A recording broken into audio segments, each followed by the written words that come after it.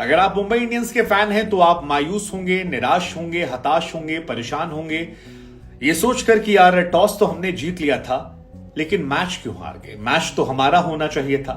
62 run से कैसे हम हार सकते हैं, जबकि हम ये कह रहे थे कि बल्लेबाजी हमारी सबसे बड़ी ताकत है।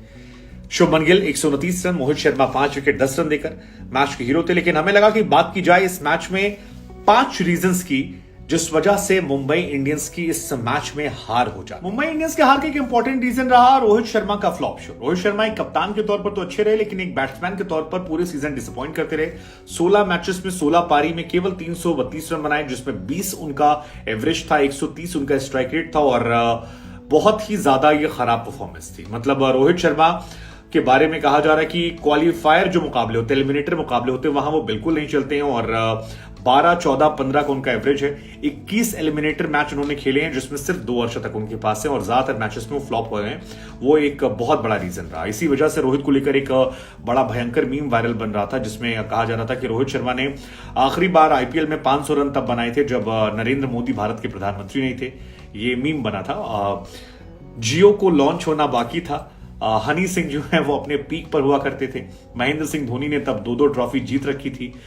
यशस्वी जायसवाल जो हैं तब 11 साल के हुआ करते थे और विराट कोहली के तब 17 इंटरनेशनल शतक थे और नेल्सन मंडेला जो हैं उस दौर में जिंदा रहा करते थे। मतलब इस मीम को आप समझ सकते हैं कि दादा आजम के जमाने से रोहित शर्मा 500 रन नहीं बना पा रहे हैं और ये मुंबई इंडियंस के लिए बहुत परेशानी का सबब है कि क्या उन्हें अगले साल रिटेन करना चाहिए। आज भी वो आए, एक इंपॉर्टेंट नॉक था, नहीं चले। 2019 वर्ल्ड कप अगर हटा दें तो मुझे इस बीच में 4-5 सालों में रोहित शर्मा की इंपॉर्टेंट मैचों में पारी याद नहीं आ रही और ये एक T20 में कम से कम उनके लिए बहुत चिंता की बात है कि क्या वो एज अ प्लेयर जगह डिजर्व करते। दूसरी वजह जो मेरे हिसाब से रहे वो रहे क्रिस जॉर्डन। आप कहेंगे जॉर्डन क्यों?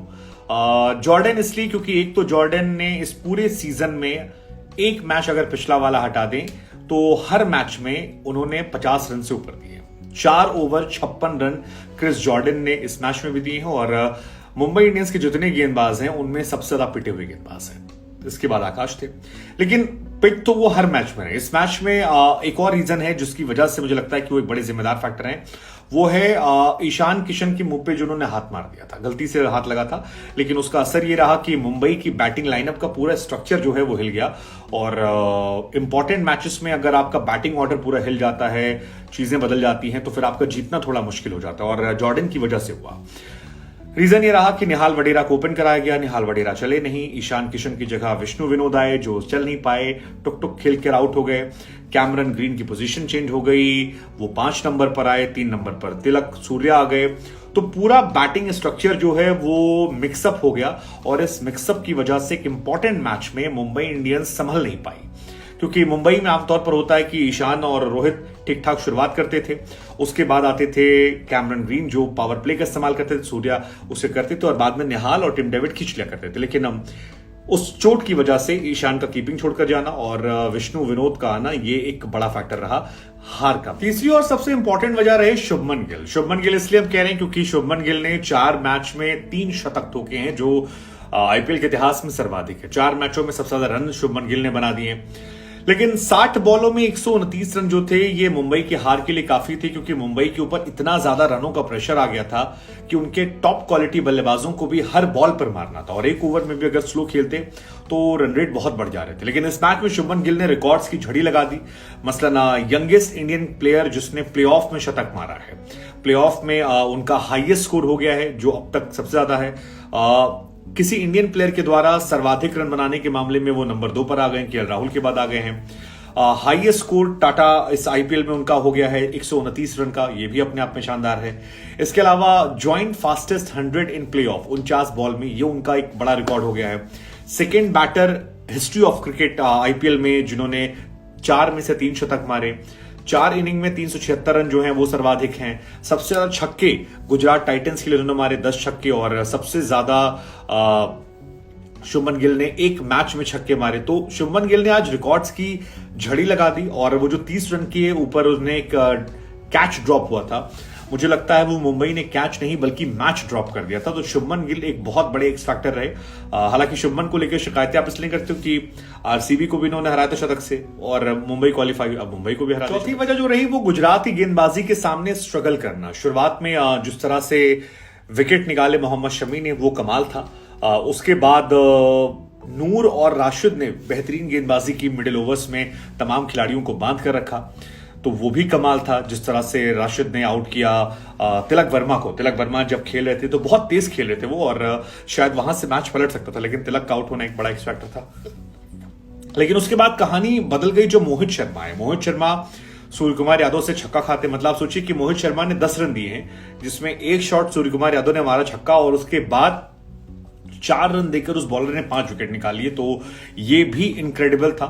लगातार बैक टू बैक विकेट निकाले, और मोहित शर्मा की गेंदबाजी जो है वो भी एक एक्स फैक्टर रही मुंबई के हार के। मोहित शर्मा ने भी हालांकि रिकॉर्ड्स की झड़ी लगा दी। मोहित शर्मा इस आईपीएल सीजन में प्लेऑफ में सेकंड सबसे बेस्ट गेंदबाजी करने वाले गेंदबाज बन गए। इस आईपीएल सीजन में भी मोहित शर्मा 2023 में सेकंड बेस्ट बॉलर हैं जिन्होंने सबसे अच्छी गेंदबाजी की है। क्वालिफायर 2 में मोहित शर्मा नंबर 1 पर आ गए हैं सबसे अच्छी गेंदबाजी करने के लिए, और ये गेंदबाजी को दर्शाता है। मोहित के पास 24 विकेट हैं, राशिद के पास 27 विकेट हैं, और शमी के पास 28 विकेट है। और 3 गेंदबाज अगर आपके पर्पल कैप के एक टीम से होते हैं तो फिर ये अपने आप में डिफाइन करने के लिए काफी कि गेंदबाजी यूनिट कितनी मजबूत है, और ये भी वजह रही कि मुंबई मैच। आखिरी रीजन जो मुझे लगता है वो ये कि स्टार्ट मिलने के बावजूद उसे कन्वर्ट नहीं कर पाई मुंबई, ये एक बहुत बड़ा फैक्टर रहा। मसलन गेंदबाजी की बात करेंगे तो पीयूष चावला ने एक विकेट निकाल दिया, लेकिन फिर वो 3 में 45 पिट गए। आकाश ने पहला ओवर अच्छा किया, लेकिन आखिरी के 3 ओवरों में तकरीबन वो 45 रन पिटे हैं 15 रन हर ओवर में, तो वो एक रहा। बल्लेबाजी में आप देखेंगे तो कैमरन ग्रीन को स्टार्ट मिल गया था अच्छा, 20 पे 30 रन बनाए थे और लग रहा था कि खेल जाएंगे, लेकिन लिटिल ने शानदार गेंदबाजी की और उनको बोल्ड कर दिया, जो उनके लिए एक बहुत ही क्रूशियल स्टेज था। उस टाइम रन अच्छा बना रहे थे लोग, 12-13 के एवरेज रन चल रहा था हर ओवर में, तो वहां पर विकेट गिर जाना। तिलक वर्मा का विकेट जो गिरा, मुझे लगता है वो एक बहुत एक्स फैक्टर था राशिद खान ने जब उन्हें आउट किया, क्योंकि 14 बॉल में 43 रन वो बना चुके थे और 300 से ऊपर का स्ट्राइक रेट उनका था, जो इस सीजन के हिसाब से बहुत कमाल था। मतलब लग रहा था कि मैच को शायद खींच ले जाएंगे, लेकिन वहां उनका विकेट गिरना एक एक्स फैक्टर रहा। और सबसे बड़ा एक्स फैक्टर रहा मोहित शर्मा का सूर्य कुमार यादव को बोल्ड मारना। मुझे लगता है वहीं पर मैच खत्म हो गया था, जब 38 बॉल में 61 रन पर सूर्य, क्योंकि सूर्य ने आज मैच में टाइम काफी लिया था, वो चाह रहे थे कि टिकें और आखिरी ओवर तक मैच ले जाएं और वहां पर मैच में डिस्ट्रक्टिव इनिंग खेलकर मैच जिता दे। लेकिन उस डिस्ट्रक्शन के पहले मोहित शर्मा का जो अटैक आया वो मैच को खत्म करने वाला था। मोहित शर्मा काफी देर से गेंदबाजी करने आए और 15वें ओवर में गेंदबाजी करने आए थे, लेकिन उसके बाद ही उन्होंने मैच खत्म कर दिया। मतलब